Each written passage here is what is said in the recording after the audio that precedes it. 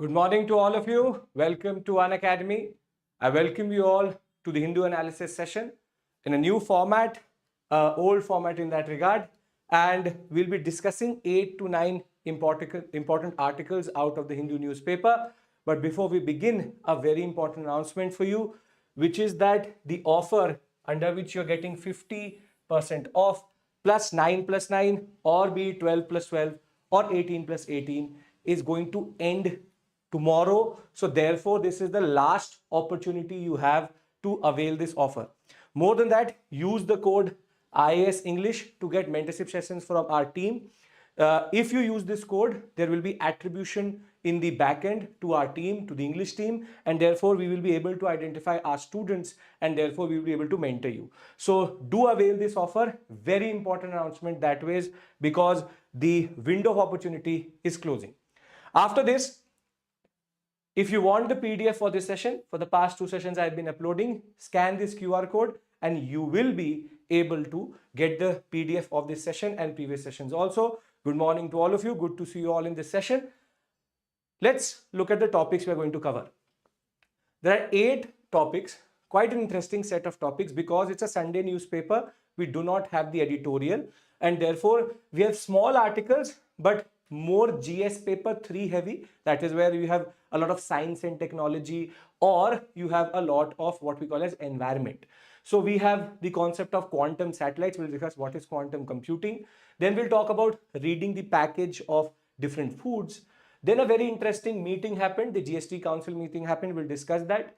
Thereafter, we will also talk about a very major change which has happened in the 1961 and 81 rules of the Election Commission and how they conduct the elections itself. Thereafter, finally, the report is here, the State of Forest report in India. And thereafter, we'll talk about just something which we discussed yesterday, which is what is the Prime Minister doing in Kuwait.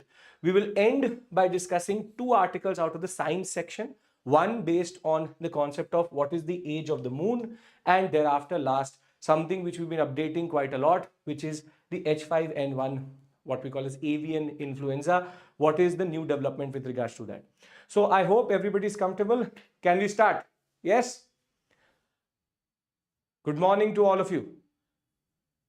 I have the comments in front of me. I hope, yes, great, perfect. So the first topic deals with the concept of quantum satellites. Now there are 3 things which you need to understand first in order to decode this whole topic. First, what is quantum computing?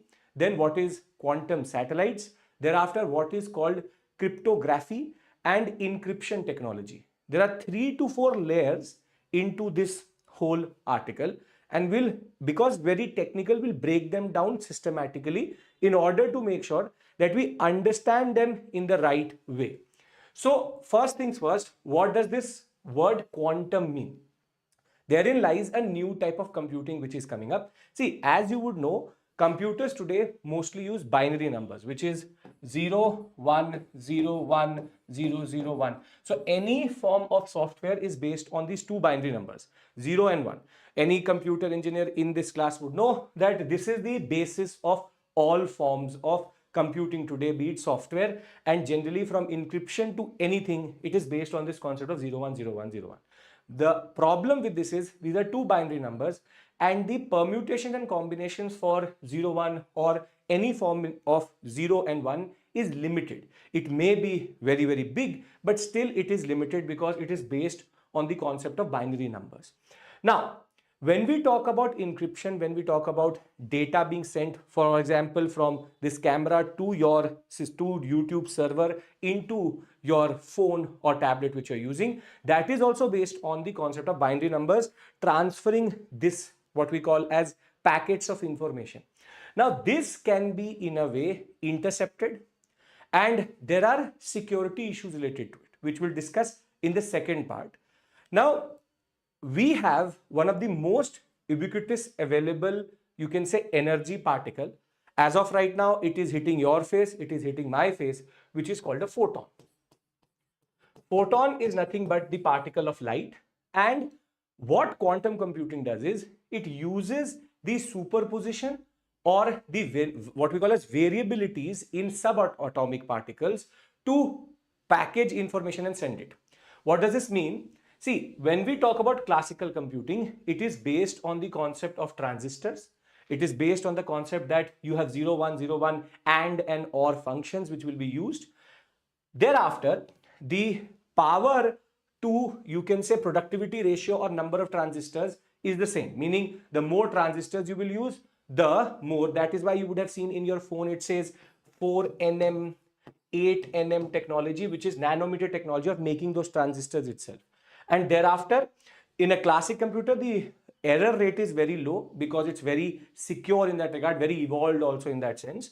And most of the standard computers, the phones which you're using, have transistors which in turn use 0, 1 binary functions.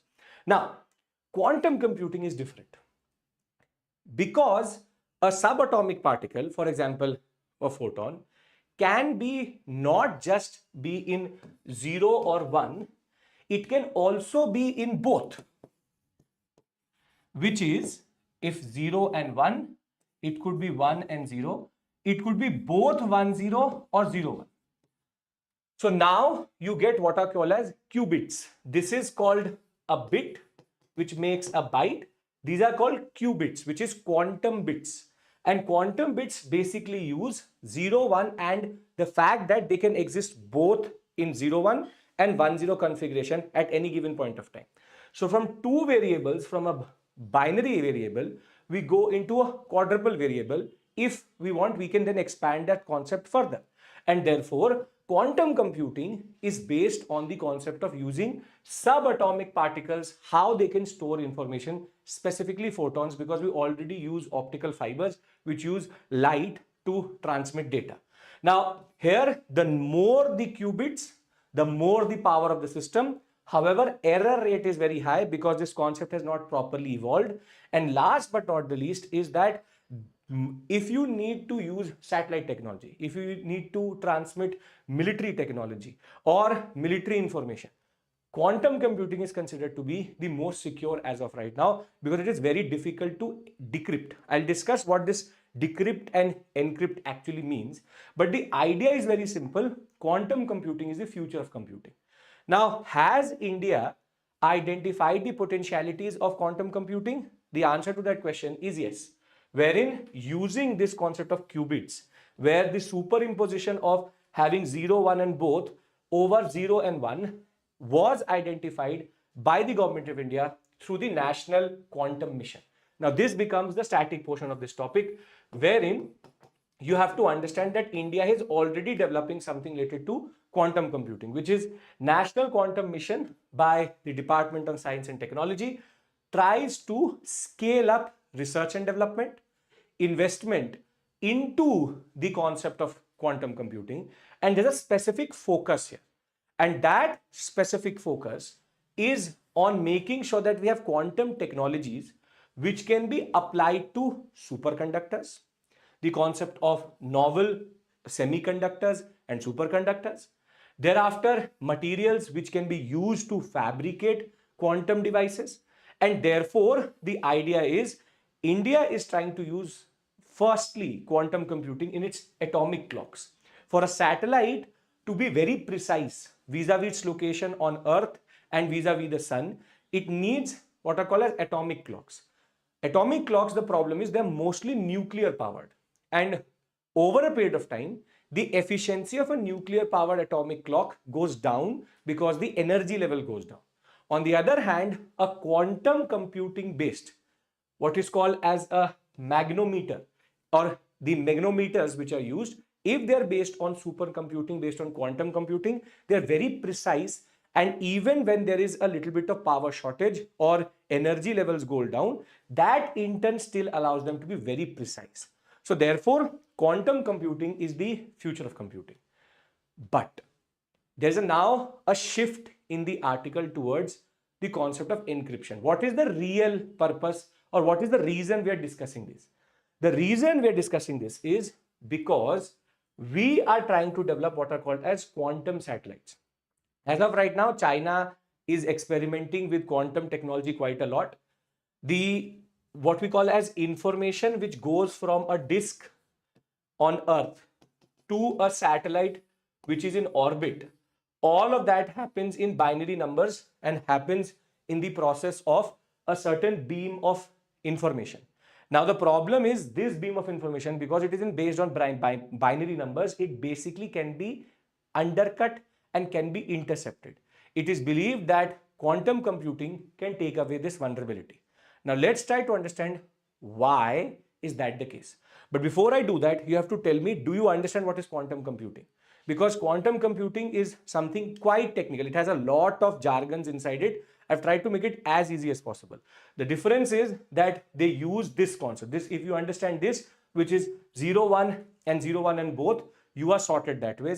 That basically it uses the subatomic superpositions in order to do it. Perfect. Great. So we understand what is quantum computing. Great. Now, let's first understand how do we package information today, which is called cipher encryption, standard cipher encryption. Some of you may be experts in it also. Cipher encryption, everybody does, everybody has. Let's take an example that I have to transfer an information to, for example, Harshit, right? So what I can do is, I can send this information in the form of a basic, you can say, message. For example, we will meet. Now the problem is, in this case, any person X can read this message and understand, okay, Abhishek has sent a message to Harshit, we will meet. Now, in order to mask this information, I will encrypt it. You would have seen in your WhatsApp messages, it would say end-to-end encryption. End-to-end encryption is important because that allows for this information to be randomized. Now, this information can also be randomized. For example, that in our way of encoding, V is 1, will is 2, meet is 3. Now, this is only what I and Harshit know, which is if I send him 1, 2, 3, he knows it means we will meet. If I 3, 3 to 1, meet will we. He understands what this basic concept of 1, 2 and 3 and its attribution to a certain word is. This is only between me and Harshit.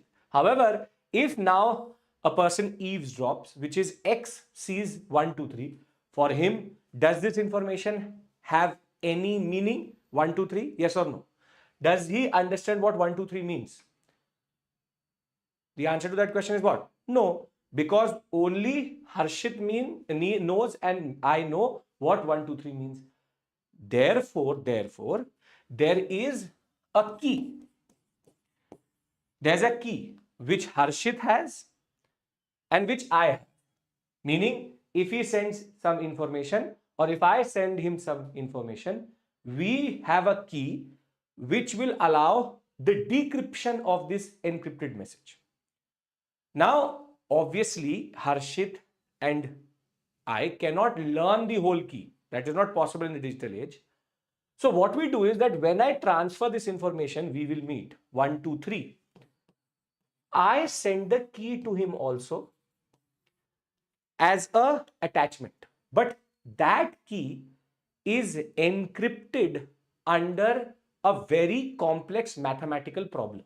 Meaning a problem which may need at least 9 to 10 hours of computing by even a standard computer. And therefore, this key, when it is going towards Harshit, his computer knows how to encrypt this or decrypt this key, and my computer knows how to encrypt this key.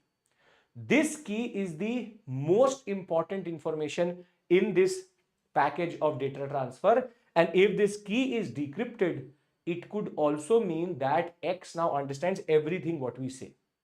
One of the most, you can say, difficult, not today, but one of the most difficult encryption technologies was Enigma, which Hitler had developed, which the Nazis had developed. It took Alan Turing quite a lot of time and basically the use of the word Hail Hitler itself to break that code. But Enigma was very difficult to break. Enigma had a key that neither the British had, neither the Americans had. But once they understood that key, they were able to intercept all German, you can say, information and were able to understand what they were saying. Now, if I send this key to Harshit, it gets in a way broken by X. And then this information rather goes like this, which is from me to X to Harshit. Will Harshit ever get to know that this key was opened or this information was opened? Yes or no? Based on a basic understanding of computing. Will Harshit ever get to know that the key was exposed to X, or will I ever get to know that this key was exposed to a person who understands what we are saying? And the answer to that question is, as you said, no. Because if I am able to real time tap into that information, sure. However, if he just sends it in the same form, there is no way to figure out if I had opened that key in between, if X had opened that key in between, or if that information was tampered for or not. Meaning today, imagine that if I send a message to you via WhatsApp, I send that message to WhatsApp, WhatsApp server sends it to the government of India. There's a delay of 1 millisecond. And the government of India reads that message and then sends it back to you via the same server. You will never be able to know. You will never be able to know that the government of India is reading it, because then the government of India has the encrypted key which is being used to encrypt and decrypt the messages itself. This is what quantum computing can solve. And this is where two terminologies come through. One is called quantum cryptography and the other one is called quantum key distribution. Quantum cryptography means rather than encrypting and decrypting in the concept of just having information and randomizing it, what if I had to send an information to again Harshit, and if I had to do that, what if I send him 4 packets or 4 photons? Within these photons, because they can be 0, 1 and 1, 0 and both 1 and 0 and 0, 1 at a given point of time, I can put all the information in these 4 photons. Now, this photon has a certain property, meaning I have encrypted it in a certain way, meaning using superimposition, which is this 4-level variability, I have encrypted it. Now what happens is I send it and Harshit gets it. Harshit has what is called as the key, quantum key. And what is interesting is the key, if it is opened in between, Harshit can get to know. Why? Because if X is going to intercept this, the properties of the photon will change. This is called quantum cryptography, wherein I change the whole concept of encryption to subatomic superimposition, which in turn means that if X, Y, Z, the more times it will get intercepted, the more it will show to Harshit that there was interceptions and the properties of the photons have changed. This is key for military information. Meaning that if India is sending some very sensitive information from Jammu and Kashmir to Kanyakumari, if in between it is intercepted, the army, the navy or the Indian military will get to know that there was somebody who tried to tamper with the photons itself. Therefore, it is believed that quantum key distribution, QKD, is the future of encryption and future of cryptography. So there are 3 components to this whole article.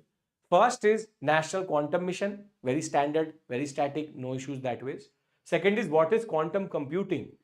And the third is how does quantum computing solve satellite-based communication and cryptography. Imagine that the Navik system which we have, all of it is encrypted in quantum cryptography or in QKD.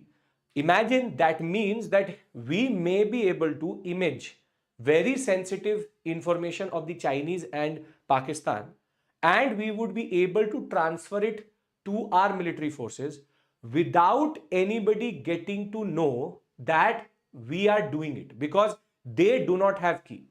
Photons. See, simple straightforward point is that we can do it two ways. We can do it two ways. First is standard cipher encryption. I hope this is sorted, princess, which is what is the concept of cipher inscription, which is, or encryption, which is the concept of how I give a certain, you can say, concept of changing it into a certain what we call a system, and the system has a key. I hope this is sorted. If you understand this, the problem is, see, it's like having a dictionary. Imagine that this is English and this is Hindi, and X basically gets the dictionary in the form of the key. Now, however, X can open this dictionary multiple times, read what is the information being transferred between me and Harshit, and we would never get to know that he's opened a dictionary. Imagine that now I have a system in which I send the information in such a way that every time anybody wants to tap into this information, it basically captures that intrusion. It's basically like having paint on your hand. In this case, I cannot ascertain how many times this concept was opened or how many times somebody is intercepting this information. Here I can know it because the photons capture change in property, because somebody tried to intercept it. And therefore, if there's a satellite information happening between the Indian Navy and the Navik, if the Chinese are intercepting this, you can say, information, we today have no way of figuring it out until there's a leak. And therefore, if we had photon-based quantum computing or quantum information being transferred, the moment they intersect this information at the source or at the destination, we would get to know that somebody tampered it. It's basically like ink. The more you will touch this information, the more it will leave an imprint. I hope you understand this point. Important because this can come in the examination in GS paper 3. It's the future of computing, therefore important. Can I get everybody's assertion here that we understand what is quantum encryption and cryptography and what we call as QKD? Yes? Okay. Now, does it have only advantages? No. It has 4 to 5 very dangerous disadvantages also as of right now. The US has identified 3 key areas in which quantum key distribution is problematic. The first one is a very major one, which is there's no way to authenticate that the information which came from the source itself. Now, this is a very interesting point. Imagine, in this case, if X touches these photons, we get to know that it has been touched. What if X has the ability to replicate the same exact message in the same exact property and then send it to Harshit? Then will Harshit ever get to know that was it touched? And the answer is no. Therefore, there is no way to authenticate in what we call QKD that was the source the same or not. Meaning, when the Chinese are tapping into that information, they could transmit a parallel information to the satellite, which would seem like the Navy is actually sending it. So therefore, the problem is that authentication of source is problematic.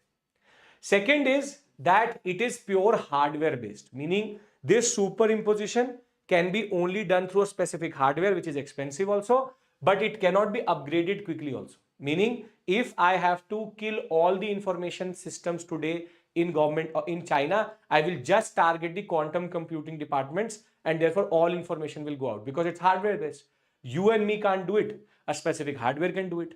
And therefore, the risk is quite high, and we have not eliminated the basic problems which are there as of right now. It is too risky, it is too specific, and it is too expensive.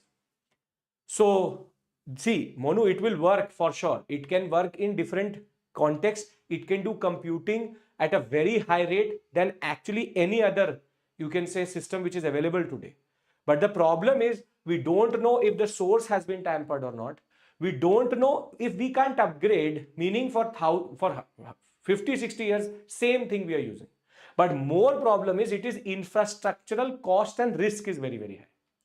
Imagine that we today shift all of our, you can say, military technology and military information into this concept. If we really do that, if today we lose one of the stations, then what de-encryption or encryption? Nothing really will be done. Therefore, the drawbacks as of right now are outweighing the advantages. But as a UPSC aspirant, you can get a question like this. What is quantum computing? How can quantum key distribution change satellite communication? I hope now you have the basic understanding to write an answer for this question. Some of you wanted me to give you basic structure of these types of answers also. In the introduction, you will talk about what is quantum computing, being very precise. If this is a 250 word question because it's actually two parts, so let's keep it 250 words. In the introduction, you will tell them what is quantum computing. Thereafter, in the body, you will tell them what is quantum key distribution and encryption and quantum cryptography. And in the conclusion, you can always talk about how this is the future also, but has a lot of drawbacks. And therefore, as of right now, the disadvantages outweigh the advantages and the future may be secure. We can't use it right now. Are we sorted with regards to this topic? Very technical, but try to make it as easy as possible. We, as it is, don't have to write a BTech examination. We have to give UPSC, which is a GS paper, General Studies. Yes, sir? Beautiful. Great. Okay. Let's enter the second topic, which has recently become very fashionable in India, which is called label reading. There's an influencer, I don't know, remember his name, but he basically is label padega Bharat, the fact that we have to read the labels on food. Now, packaged food in India has now come under scrutiny, and not from one influencer, but there is a whole committee which was formed by researchers from the Madras Diabetic Research Foundation, the Indian Council for Medical Research, the National Institute of Nutrition and University of Reading of the UK. So that ways, food nutrition and nutritional information has become quite important. Nowadays we do look at labels, how much sugar is there. And basically there are 3 to 4 indicators which are quite important in food packaging. The food which they took into account was, for example, idli mixes, breakfast cereals, porridge mixes, beverages, soups, and what are called as puffed snacks. Nowadays you would have seen this concept that it is roasted and it is not fried, and therefore it has been puffed rice, the concept of using even defoxed and all standard things nowadays in the news, nowadays in the, you can say, advertisements, the concept of roasted concept, that is what is called the puffed concept of puffed snacks in that sense. Now, based on this information, there are 4 indicators which have to be taken care of. First is fat, the second is trans fat, the third is the concept of sugar, how much sugar is there inside that food, and other nutritional information, meaning if it is fortified, does it have A, D, E, K, whatever it has. So the idea is that 432 different food products were checked. Now, there are 2 major issues which have emerged. See, food is for energy. We need energy, and energy can be given by some form of fat also, can be given from carbohydrates also, and proteins also have the capacity to give us energy, amino acids.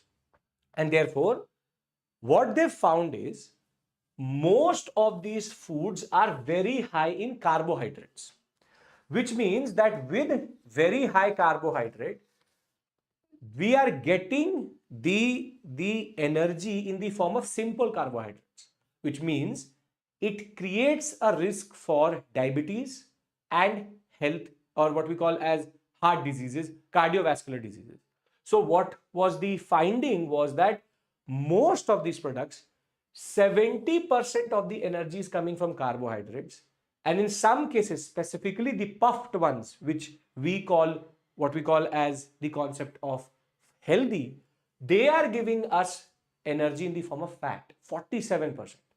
Food fortification means when you add vitamins and minerals for nutritional enhancement. So today you get, for example, milk, rice, even wheat, which are fortified by A and D, the most deficient in that regard. D, as it is, India has a problem. We have B based. So you would have seen mother dairy milk would now say fortified with vitamin A and D. So basically they're adding nutrients to the food in order to make it better for nutritional, what we call as malnutrition, stunting and wasting, which is happening in India.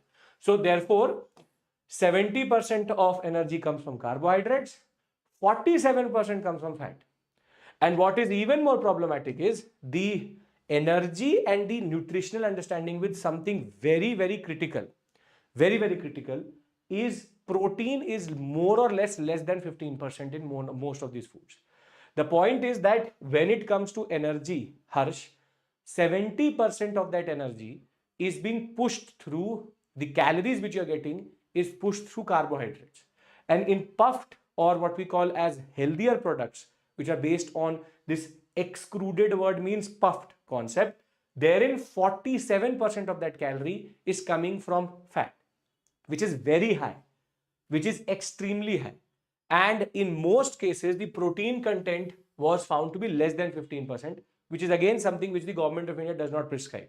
Proteins are extremely important for muscle building, for you can say basic computing in your brain, and it is very important as a building block for our body.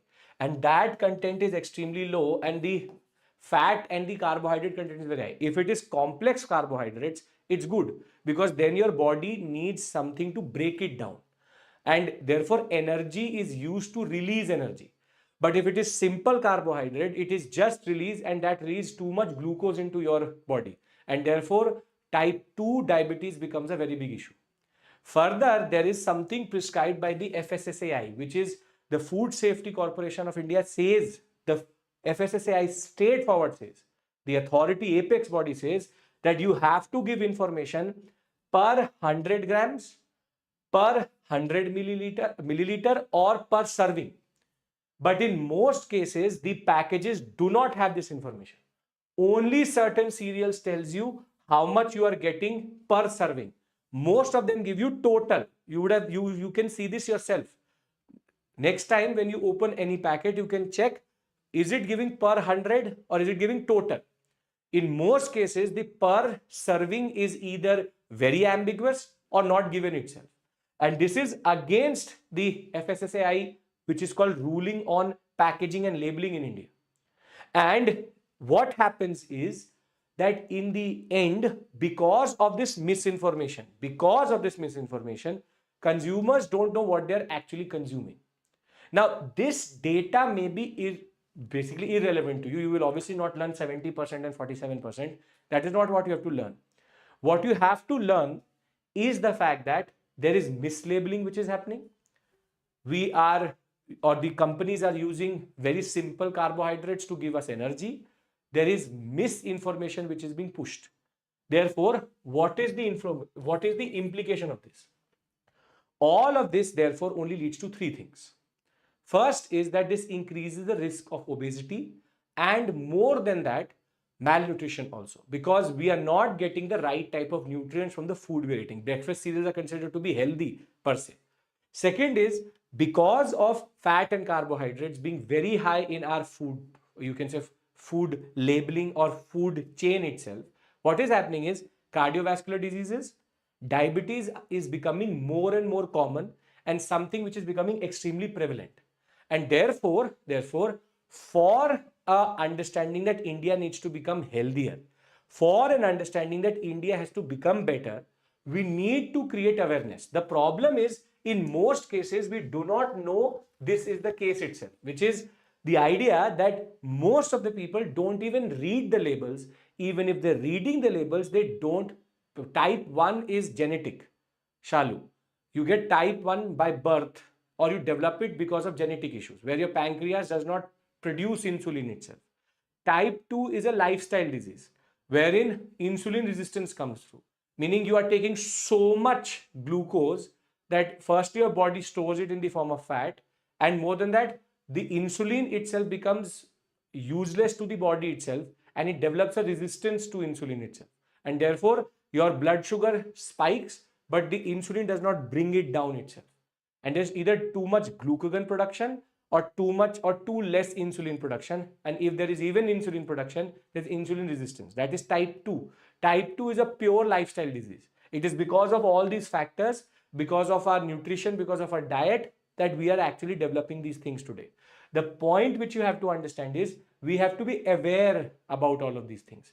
People, even if they read the packages information, you tell me, when was the last time when you saw a label written in Hindi or in Kannada or in Tamil or in Marathi? Tell me, have you seen a label on any regional product also written in the regional language of that sector or of that state? No. Now this means that they are presuming that that person should know English.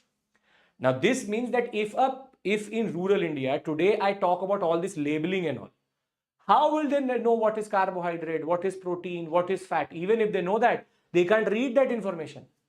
Yes, that is true. That is true that you get this information in UAE, in Saudi Arabia, given in the Arabic language and the Arabic script, but not in India, that we find what we call as regional language labeling in that regard. And therefore there's a, you can say, barrier, linguistic barrier which is created. Now, what will you do with all this information? See, you can get a question like this either in GS paper 3, or you can get it generically as a question about how, most probably it is GS paper 3 because it's related to health. So for a healthier India, nutritional awareness needs to increase. Do you agree? It's a very open-ended question. It's a very open-ended concept, but may help you understand the larger implications of what we are discussing as of right now. So I hope that you understand what to do with this information, this is the type of question which you can get. These are value-based questions. You can get essays also in these concepts, and you can use nutritional, you can say, deficiency in India also being attributed to illiteracy related to nutrition itself. That is one of the biggest issues which we face today in that sense. You can even add government scheme names to make it even more comprehensive. So I hope this is also sorted. Can we move to the next topic? First two, that was a little bit technical. Thereafter, very interesting topics coming through. Yes, everybody? Yes, sir. Yes, sir. Yes, sir. Okay. Why not to regulate? Atulya, we're doing that. They are breaching that regulation. We already have food safety, FSSAI's mandate to actually give this information. The problem is that the volume of products which are available and the insufficiency of inspectors here is creating an issue, which is that they actually don't have the capacity to check each and everything which hits our shelves in that sense. Okay. We move to something which is quite contagious. The finance minister has already been in the news because she waived off the tax for Gukesh, which is well deserved. But she is right now also in the storm of being considered anti-middle class, all of these things. But you would not be very happy to know that the GST Council, which recently met, it has increased certain GST, which is either CGST, IGST or SGST or cumulatively together, which is in certain items which you and me also produce, what we call as consume. Now there are two things again here, which is the current affairs aspect and what is GST Council. First, let me give you the basics of what is the information which is giving here, and thereafter we will talk about the GST Council, what is the constitutional provision and what is the structure. That is where the questions are going to come from. Harsh is already saying that it was expected that she was going to do it. So in the 55th meeting of the GST Goods and Services Tax Council, there was one question which was put off. I'll tell you why it was, but there were multiple decisions which were taken. So now on popcorn, the taxation has increased to 5, 12 and 18. Most probably 18 will be levied. So therefore, the savory to attract either 5, 12 or 18. Previously it was only 5. Now it has been increased. Thereafter, gift vouchers, no taxes. Fortified rice kernels, there has been reduction from 18 to 5%. Basically, puffed rice, moody as it is called, that is called fortified rice kernels. The word fortification, basically because they are good for nutrition. Tax on used cars, including electric ones, raised from 12 to 18%. This makes no sense whatsoever.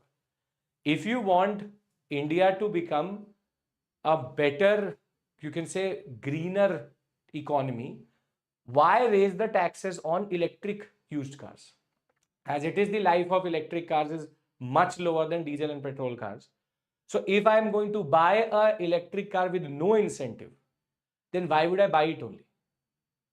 So used cars, even on that, now every used car is going to become at least 6% more expensive.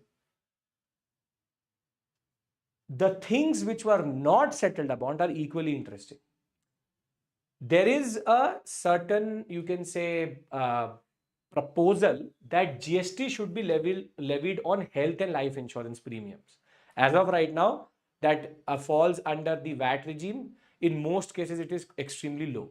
But they want GST 5, 12, 18. Now, the reason why they did not settle upon this is because India's insurance, you can say, penetration is already very low. Between 3 to 4% of Indians, which is still quite high, I'm giving you a number. At one case, it was 1.7% in rural India. Insurance as it is, people don't take. If you are going to make them more expensive, there will be a chance that people will not take insurance as it is. And in the era of pandemics, in the era of a lot of, you can say, health risks, either because of pollution, either water pollution or air pollution, health insurance is very important because out of pocket expenditure of the people is already very high. So there needs to be health insurance premiums need to be incentivized that people at least take health insurance. That is where the GST Council has said that we need to deliberate with different stakeholders and actors. If we do come to this understanding that it is needed, we'll do it. But as of right now, we will review it only. Further, the compensation issue, which is GST compensation, which had to be transferred from the center to the state. This will most probably happen once March 2026 will come through. So there is a future compensation cess levying which is going to happen, wherein they are trying to take more in order to transfer more. So 2026 is now going to be the space in which, and most probably Shamsa will take a proper specialized session on this so that you understand this even further, that the compensation is already a very major contentious issue between the state and the center.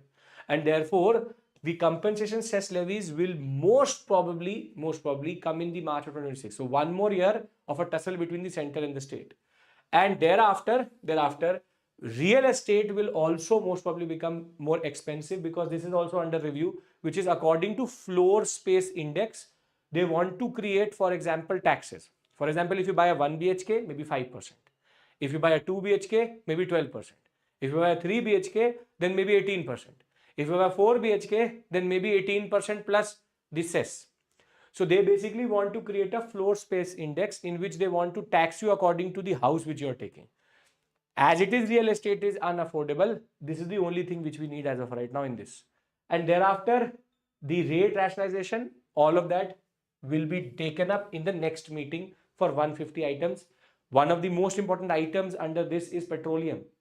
Petroleum under GST is a very big demand from the people of India because there is so much variation in the petroleum prices, petrol and diesel prices across India because of petroleum not being in GST.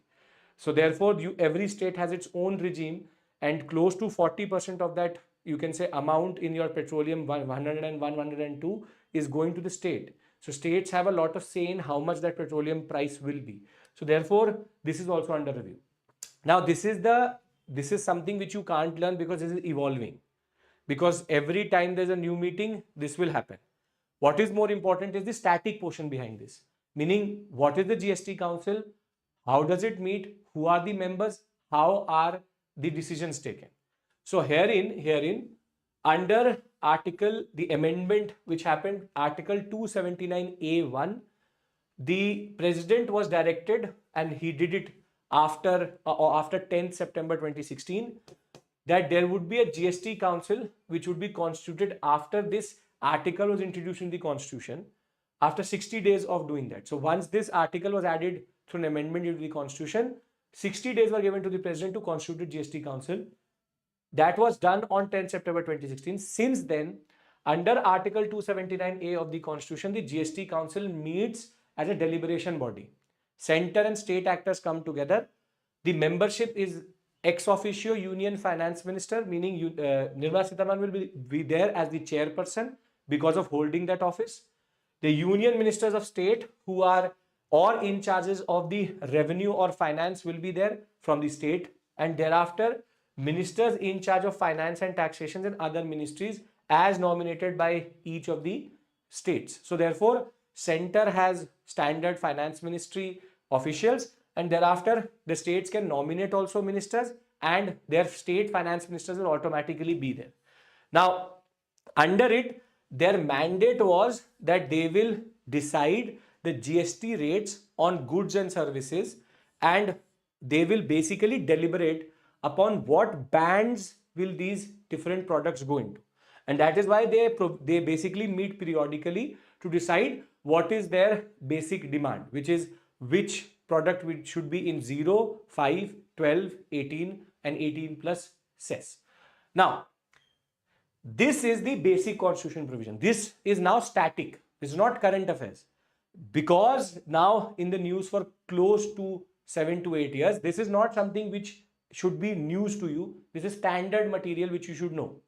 But what is more important is this whole GST Council is actually based on cooperative federalism. That is an important point, which is cooperation between the center and the state and state. How does that happen? That happens because of the voting system.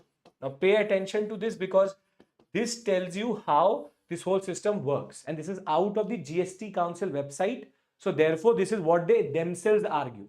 Now, in any GST Council meeting, how does the decision go through? How do they come to a consensus? That consensus is taken by a majority of not less than 3/4 of the weighed votes of the member present and voting, meaning 3/4 of the members who are present and voting at that given point of time. But within that, the vote share of within the 3/4, 1/3 is to the center, and 2/3 of the votes are with the state. So you can see that the states have a major say in this, because they have a bigger say in this 3/4 majority needed to pass anything. This is where they say that this is to promote cooperative federalism, which is we want everybody to cooperate together. Center and state should not always be in a tussle. There should be cooperation. And this is where GST Council, the voting concept or the voting structure is such that it promotes the concept of cooperative federalism. Why is this important? Because you can get a question like this, which is discuss the ways in which, or discuss in what ways does the GST Council promote spirit of cooperative federalism. It's a very simple, straightforward question for 150 words. And in this, you have to talk about the votes and how decisions are taken in that regard. This allows for the GST Council to be more based on bringing the center and state together, and only based on consensus things can be done. And this is where, when it came to health and life insurance, the state said that we need to talk to our players and we need to understand the implications of adding health and, you can say, the life insurance into GST. There will be implications. We need to see that. So I hope sorted. GST Council, not something new, but maybe a revision for you with regards to this understanding related to what we today call as GST, right? Okay. Can I move forward? Everyone on the same page with me? Yes? Yes, sir. Okay, sir. Right. Now, this is a problematic development which has recently happened. And this is in direct tussle between the executive and the judiciary in that regard. Now, recently, for the Haryana elections, the Punjab and Haryana High Court had directed under RTI that because of a dispute at a certain polling station, the Punjab and Haryana High Court said that CCTV footage of that polling station should be shared with the person who is basically aggrieved so that he or she understands this whole situation better. Now, there's a specific provision under 1961 Conduct of Election Rules Act. There's a provision called 93(2). Now, please pay attention to this because this is in the news now.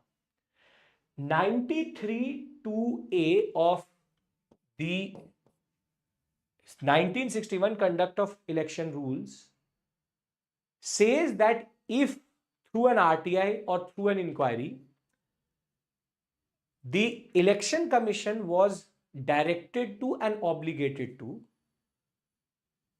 furnish all other papers related to election shall be open to public inspection. Meaning, article or rule number 93(2)(a) says that any information or any paper related to the elections should be open for public inspection. This was the rule which was quoted by the Punjab and Haryana High Court in order to share CCTV information. Now, what the Ministry of Law and Justice has done on Friday is that based on the recommendation of the Election Commission itself, they have amended this rule. And now this rule reads, all other papers as specified in these rules related to the election shall be open to inspection. And what they've done is, under this rule, they have now excluded CCTV footage. Meaning, electronic CCTV footage of the polling station cannot be shared or will not be shared by the Election Commission here. Now, this is where RTI activists are arguing that it is a major breach in what we today call as the transparency of election procedure. But let's try to understand, why did the Election Commission do this? What is the logic behind this? Now, the Election Commission logic is CCTV footage can be misused. In the era of AI, in the era of deepfakes, it is very easy to tamper with CCTV footage from sensitive areas such as Jammu and Kashmir, UT, Ladakh, UT, or from the Northeast or from the Naxal sectors where polling stations are in the red belt. It is very easy to morph the CCTV footage in order to create sensitive content or content which may be misleading. And therefore, it could in turn lead to either violence against Election Commission officers, or polling stations could get affected, or it could also lead to misinformation and in that sense erode the what we call as election accountability and the faith which people have in the election process in India. This is the logic which EC has given. Election Commission straightforward has said that we will remove all ambiguity. You want information with regards to voters, who came, what time, what was the token given at what given point, we will share that. But we will not share CCTV footage which gets recorded as mandated under the election rules. We will not share that. And therefore, now CCTV footage cannot be furnished into court by the EC because the rule says it needs not to. It doesn't need to in that sense. Now, what the civil society says or the RTI activists are doing or saying is that this is not something which adds more confidence to the EC. This was a very major setback to transparency when it comes to election. This information allowed for checking if there is tampering with EVMs or there was a public gaze, meaning once the CCTV was recording something, people knew that you could be taken to court or you could be prosecuted for what you were doing. Now imagine that once you know that the CCTV footage is private, it is only for the consumption of the election commission. This can bring in a lot of complacencies and this can change the behavior of the polling officers or the presiding officers in that sense. And this is where there is a slippery slope. So the argument being given is that with this accountability goes away, with this the concept of polling station behavior, presiding over officer behavior, because see, and I'll give you this question very easily. It's a very straightforward question. Can paper trail really capture any form of corruption or any form of discrepancies if it is happening to people based on caste, sex, or in the concept of community or religion? Can it do that? If EC has to show the video itself to the court, then who is going to tamper with the video? That is true, Atulya. That was the mandate previously. Now it is not the mandate. Now EC is under rule 93(2)(a) does not need to give. It will not furnish only. So Harsh says no, and the argument is also no only, which is that there is no way you can actually capture these small moments in which maybe a person was not allowed to enter into the polling station. Maybe he was forced to give a vote to someone else. All of these things get captured in video. And therefore now it may be true that this part is also true. Sure, it is true. But there was a public gaze, there was transparency. So this is regression, not progression. Because something which was already available to you and me, if we wanted to check on our polling station, give us the CCTV footage, the judiciary could direct.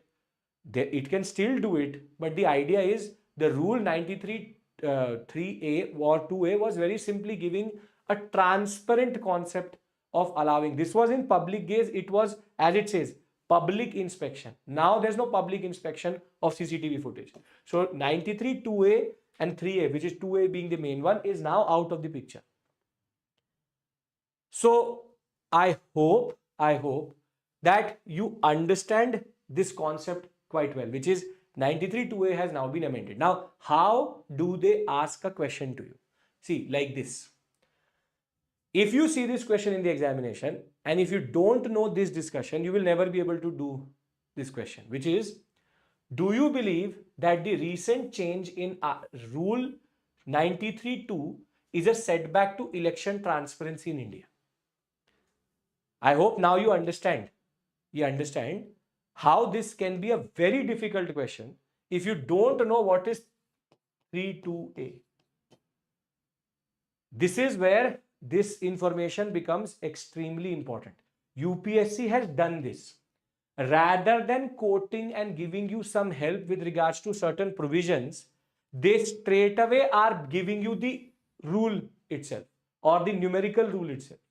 And therefore, it becomes extremely difficult in the exam situation to solve this question if you have no idea. You will write very vague answer, but it is a very straightforward concept. CCTV footage not to be furnished under 93(2)(a) because now it is outside public inspection. End of story. You get that 6 to 7 marks and you're sorted. So I hope that these type of articles, very straightforward articles, become very critical to write good answers. This will now for sure also encourage a lot of editorials which will come through because it has just happened on Friday. We will discuss that also, we will analyze that also, but the idea is very simple. Sometimes these things matter for the examination, for governance aspect and for polity aspects. So that way it is an important concept. Okay, are we sorted with regards to this? From public gaze and inspection, now CCTV footage does not need to be furnished. Logic given can be tampered. Are we sorted with regards to this? Because we enter into that zone where we have small topics. Yes, sir? Okay, Bhumika says yes, sir. Harsh says yes, sir. Okay. Now, finally, because this happens bilinearly, in 2021 we had, or 2023 we had this information, and 2021 we had this information, now it comes to 2023. The India State of Forest Report 2023 has been now released by Government of India. And as of right now, a very encouraging thing is 25% of India's total area is under green cover. So this report, the last major report or the major report was 2021. This happens every 2 years. And for 2023, we have very interesting information which has come through. It is also based on what we had said in nationally determined goals and contributions to the UNFCCC that we are also meeting. But there are 2-3 aspects which you should know under this concept, which is, see, this was the last information which we had from 2021, which is State of Forest Report 2021. We had this information, which is total geographical area was 3,28,769 square kilometers. Out of that, forest cover from 2019 to 2021 was at 21.71%. But this is important for you. How do they define 4 to 5 words? One is called forest cover. The other one is called tree cover. And thereafter something called very dense forest and medium dense forest. So the idea, the concept is very simple.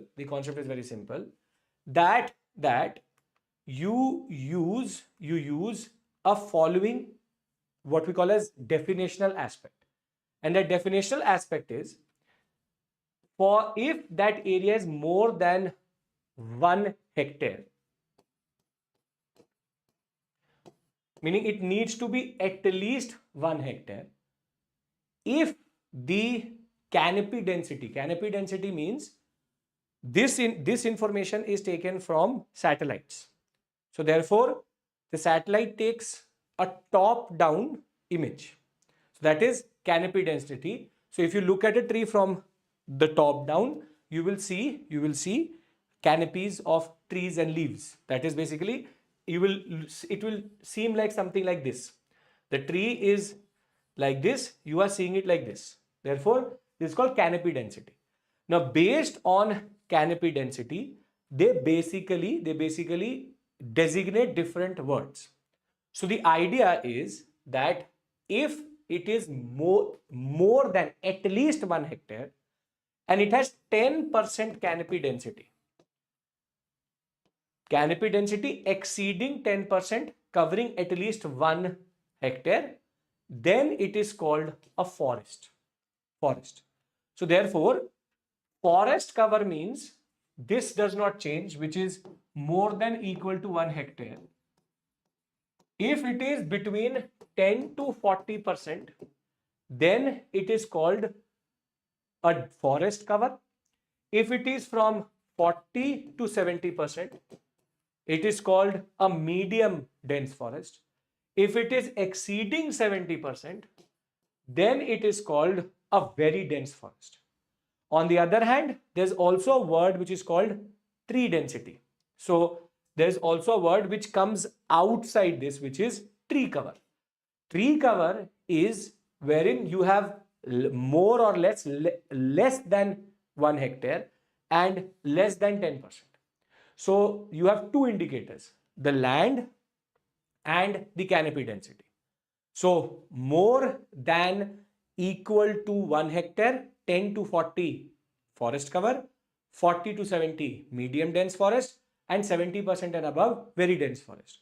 And if it is less than, so counts trees outside the forest towards the tree cover if they occupy less than 1 hectare, if they also lie outside reserve forests. So let me summarize this for you because it may become important for any form of information for you. So we have something called tree cover. We have something called forest cover. You have to learn this. You should know this for PCS level examinations. A lot of questions come on this. Thereafter, you have medium dense forest and you have very dense forest. So the idea is what? This is less than 1 hectare. This is more than equal to 1 hectare. Canopy density is 10% to 40%. Here it is 40 to 70% and 70% above based on the concept of canopy density, meaning the satellite information, if it can capture that in that sense. Yes, Atulya, perfect. So this is how they basically identify different forms of forest. But there is a very interesting anomaly. It's a very interesting anomaly. As it says here, forests under this report through a recent amendment also includes plantations. And this is a little bit problematic, and there was a recent criticism for the forest department, which was that how can you add plantations into forest? So very simply, this addition basically means that tea plantations, coffee plantations can also be called forest. But are tea plantations and coffee plantations actually forests? Tell me, are tea plantations and coffee plantations actually forests?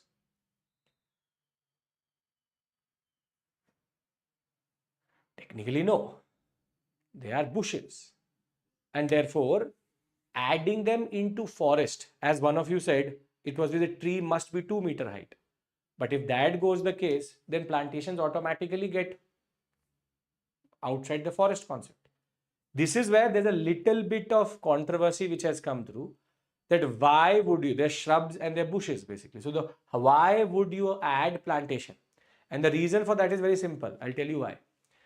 Because India is now claiming through the new information that we are now in the process of meeting our 2.5 billion tons of carbon sink target of 2030, because we've already reached to 2.29 million or 2.2 billion tons in that sense.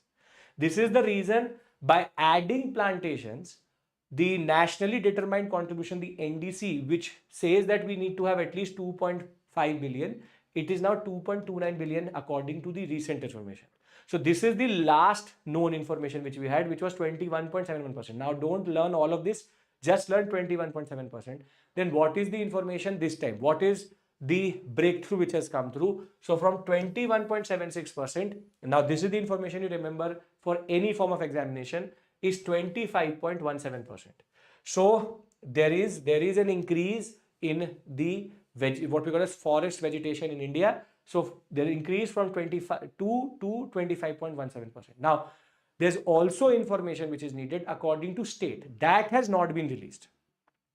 That has not been released as of right now. In the newspaper, it only says 25.17%. There will more information will come through. State by state it will come through. As of right now, we just know that there's an increase from 21 to 25.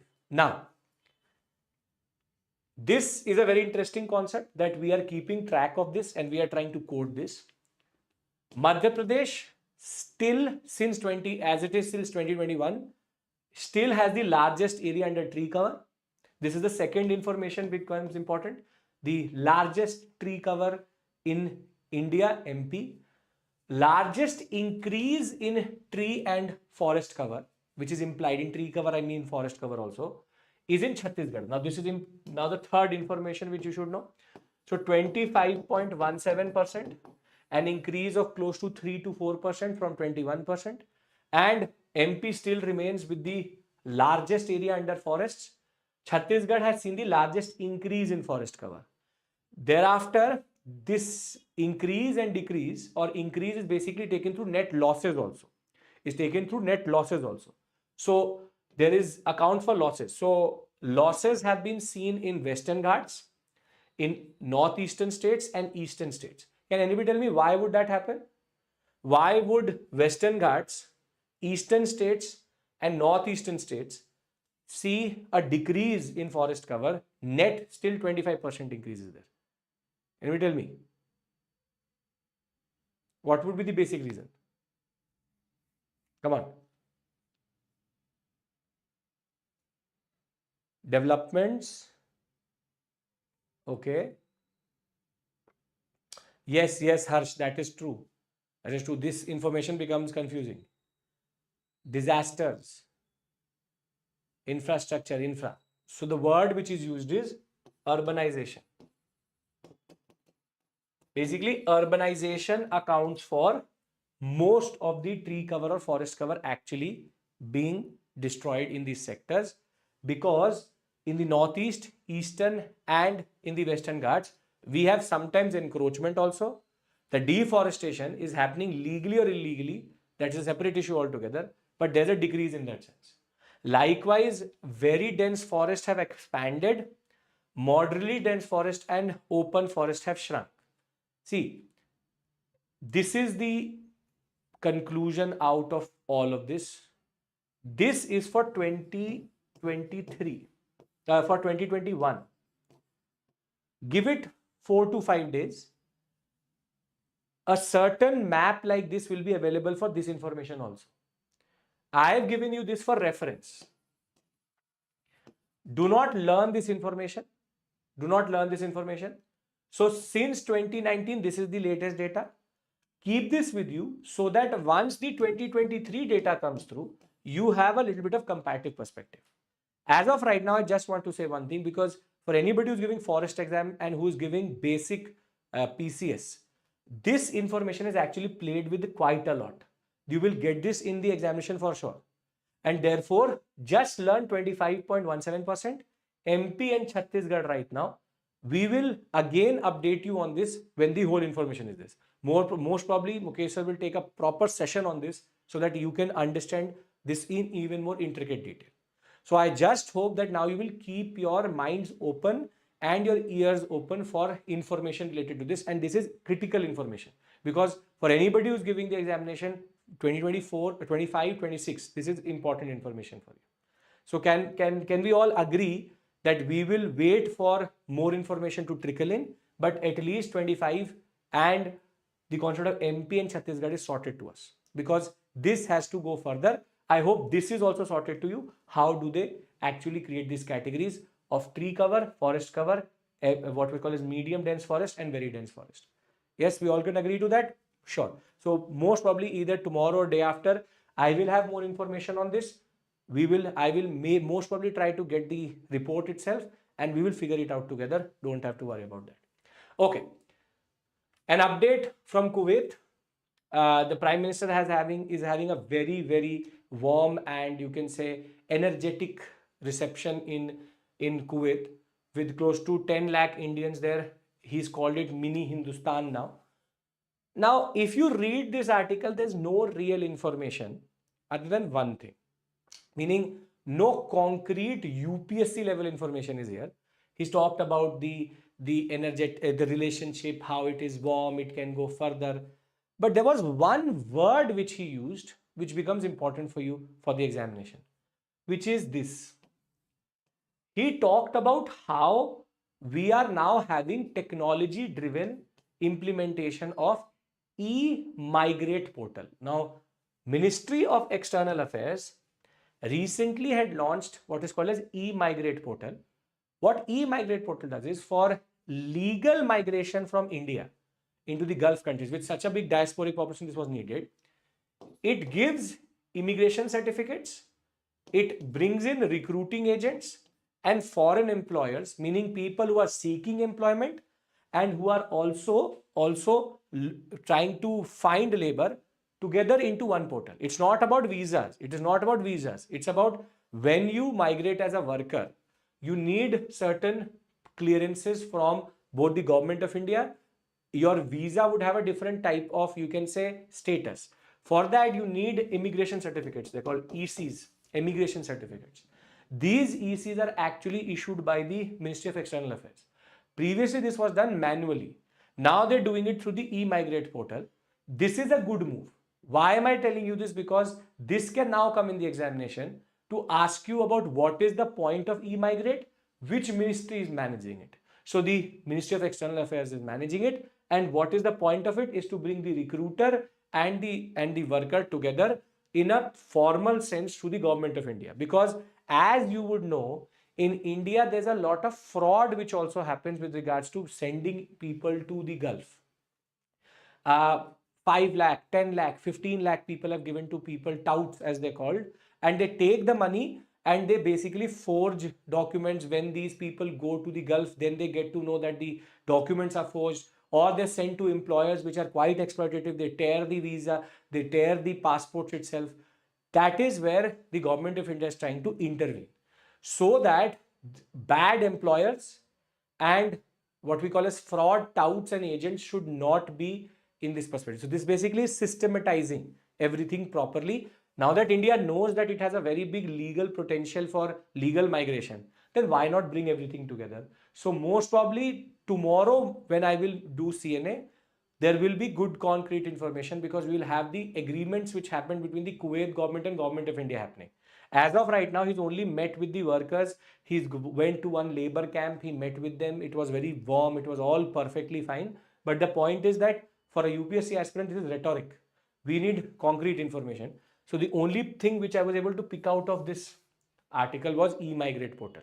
So I hope now you will remain cognizant of this word and also know the ministry for it. Thereafter, we have two articles out of the science section. Can I discuss these two? These are two simple, straightforward articles. Again, some updates. This is an interesting one. Last one is just an update on avian influenza. Can we discuss this? Come on. Yes, sir. Okay, great. So it was believed that the age of the moon was close to 4.35 billion years ago. But recently, based on a lot of different, you can say, models and information, scientists have now started to argue that it is not 4.35 billion, but 4.51 billion. Now, the way the moon became a very important part of our, you can say, solar system, and in our, you can say, planetary system, it is believed that Earth, proto-Earth, before it became what it is right now, there was an impact of a Mars-sized, you can say, planetary object. And because of that impact to Earth, a lot of debris was scattered in the orbit of the Earth itself, which later got, you can say, solidified or crystallized into the moon. So therefore, this natural satellite of India, natural satellite of Earth, not India, the natural satellite of the Earth, basically was part of this collision, and it was believed that this collision happened 4.35 billion years ago. However, what the scientists are actually arguing is that because the surface of the moon has been in a way re-emerging itself and reconfiguring itself, we have not been able to estimate it properly. So the remelting of the moon's surface did not allow for these 200 million years to be accounted for. And finally, with the use of several discrepancies which were coming through in the models, the fact that the number of craters are too high for this time scale, and further the fact that we find some zircon minerals which can only be produced in a certain time frame. You don't need to know how, but the idea is, based on recent information, now moon's, you can say, formation date or period is been pushed 200 million years further, from 4.35 billion years to 4.51. This is the only information which you should know, which is that they have pushed it further to 4.51 billion. Now, this is the only thing which you should, that there is evidence which have made them do it. So it is mineral evidence, it is pieces of, you can say, discrepancies, the number of craters, with new rocks coming in the form of what we call as space exploration which is happening. There was already a lot of discrepancy which was coming in. Now they have been able to ascertain that the surface of the moon has been remelting and reconfiguring itself. If you go a little bit deep further into the topsoil or the subsoil of the moon, you will find information which gives us what we call as the age, not as 4.35 to 4.51. This will be updated once there is, you can say, scientific consensus on this. Most probably your next set of NCRTs will have this year only. But I wanted to show you how it was formed, something again is considered static basic concept of science and technology. The last thing is related to H5N1, which is avian influenza. Avian influenza has been in the news now for close to a year. It was known as bird flu, but unfortunately it is not remaining within birds now. It has now affected mammals from Antarctica to parts of the world which basically were previously untouched. Australia and New Zealand, all are, Antarctica already spread to the seals. Australia and New Zealand are now bracing for bird flu to come through the concept of migration, winter migration of birds which happens. But the problem was previously the migration of this virus from birds to humans was very rare. Very rare. Though once transferred, the fatality was higher. The recent developments which are happening in the US, where the dairy sector has got affected, in cartoned milk, they are finding traces of the H5N1 virus. And the poultry and dairy sector of America is very severely, you can say, affected, with now Canada also coming under its influence. The H5N1 virus is now on its way to become a pandemic for sure. And there's a very disturbing development which has come through. Previously, within the natural cycle of birds, went into mammals, then went into dairy, and now it is affecting more and more humans. But the problem is not that. The case which we see in the US, in Canada, in British Columbia, all are showing one thing, which is that this very specific variant of H5N1, which is H5N1 2.3.4.4b, don't have to learn this, but this specific variant of the H5N1 virus is now becoming more and more common and is known to attach itself to the respiratory tract of humans. And I hope that this rings a bell, because there was one more virus which used to attack the respiratory tracts of humans. And for that, the whole world had to stop for 2 years, and that was called COVID-19. So what they are seeing is that the mutation in this virus is such that it replicates and attaches itself in the respiratory tract much quicker. And therefore, the increasing risk of this virus in humans, with the amount of dairy and poultry products which we consume, is now going to increase. Conjunctivitis has now emerged as a new symptom under it. And there was a person who was affected by it so much that he had to go into ICU for the level of severity of conjunctivitis which happened. So therefore, it is attaching itself to the tissues, soft tissues. Conjunctivitis is the first issue, but the problem is, in all cases, the binding receptor with human respiratory tract was something which is a very disturbing development. Extremely disturbing development, because this means that this in turn could lead to this becoming a proper pandemic, and when it goes into respiratory tract, it will become airborne. As of right now, it is through touch. When you ingest or are infected by the virus directly, then only you get it. But if it becomes human to human transfer through respiratory tract, H5N1, as of right now, nobody wants to talk about it. For the past 1 year, it is mutating and becoming more and more problematic. So I hope that this information is the last case we get through. What is the criteria to be disease will find? Once the vector through which it goes through, the scale, and the, you can say, viral load and the contagiousness. Meaning, if it spreads more quickly, the fatality is very, very high. So, for example, we already previously had what is called the Spanish flu, the Asian flu, and the Hong Kong flu. So, these are considered to be, first it will be considered an epidemic, which is specific to an area. Where then it will become pandemic when it goes beyond a certain region. So, it is geography, viral load, and the vector through which it spreads, which basically gives you the concept of pandemic. The WHO has to decide it. Mostly it is based on geography. If it is specific to a region, for example, COVID-19 was initially called an epidemic within China. Then it became a pandemic across the world, right? So I hope that there is either some form of vaccine which is being developed, but this is high time that we take all of this very, very seriously.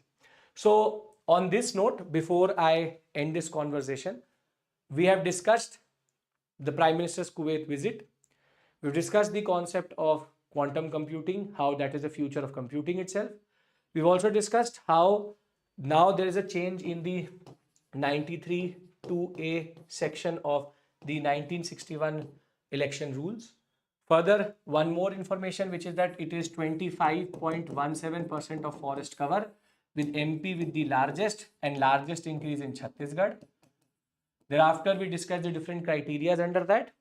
We also tried to understand H5N1 virus now infecting our respiratory tract more.